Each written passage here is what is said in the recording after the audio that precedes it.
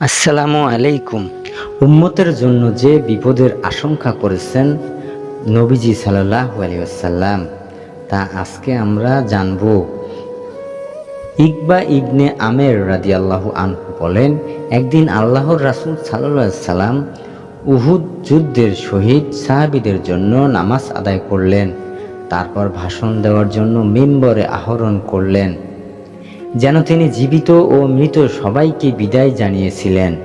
ভাষণে তিনি বললেন, আমি তোমাদের আগে হাউজে কাউসারের উপস্থিত হব,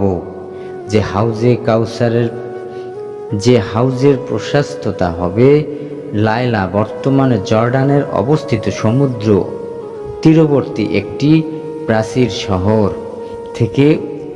শহর থেকে জহুফা, বর্তমানে সৌদি আরবে লোহিত সাগরের উপকূলে অবস্থিত একটি শহর পর্যন্ত। আমি এই ভয় করি না যে তোমরা আমার মৃত্যুর পর শিরকে লিপ্ত হবে, কিন্তু আমি ভয় করি যে আমার মৃত্যুর পর তোমরা দুনিয়া নিয়ে পরস্পর প্রতিবন্ধিকতা ও বিবাদ করবে, যুদ্ধে জড়িয়ে পড়বে, ফলে তোমরাও ধ্বংস হয়ে যাবে যেভাবে তোমাদের পূর্ববর্তীরা ধ্বংস হয়ে গিয়েছিল। ইকবা রাদিয়াল্লাহু আনহু বলেন, আমি এ খুতবার সময় আল্লাহর রাসূল সাল্লাল্লাহু আলাইহি সাল্লামকে শেষবার মিম্বারে দেখেছিলাম। সহিহ মুসলিম 2296 নম্বর হাদিস।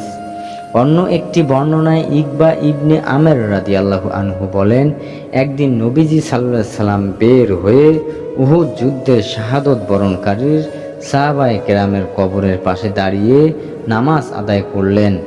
তারপর ফিরে এসে মিম্বরে আরোহণ করে বললেন, আমি তোমাদের জন্য আগামী ব্যক্তি, আমি তোমাদের পক্ষে আল্লাহর কাছে সাক্ষ্য দেব। আল্লাহর কসম, আমি এখানে বসে থেকেই আমার হাউজে কাউসার দেখতে পাচ্ছি। পৃথিবীর ধনভাণ্ডারের চাবি আমার হাতে তুলে দেওয়া হয়েছে। আমার ওফাতের পর তোমরা মুশরিক হয়ে যাবে এই আশঙ্কা আমার নেই, তবে আমি ভয় করি যে পার্থিব ও ধন সম্পদের প্রাচুর্য ও মোহ তোমাদের আত্মা কলহে লিপ্ত করবে। সহিহ বুখারী। জাযাকাল্লাহু খাইর।